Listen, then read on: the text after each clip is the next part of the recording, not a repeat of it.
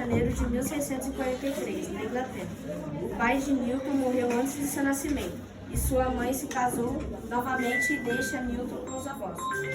Ele foi considerado um aluno mediano, sem muito desempenho acadêmico, frágil e solitário. Na escola, sofria bullying em decorrência do seu comportamento retraído e sua fragilidade.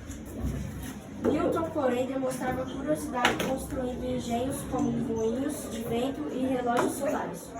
Aos 14 anos, retornou para casa, mas em vez de ajudar na fazenda, preferia dedicar à leitura, até que de repente algo inusitado acontece.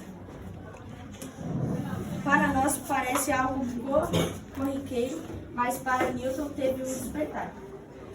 Sim, meus amigos, a maçã caiu e Newton descobriu que tudo que tem peso cai. Parece algo tão óbvio, mas foi através desse momento que ele começa a pensar sobre a lei da gravidade. Depois, quando já era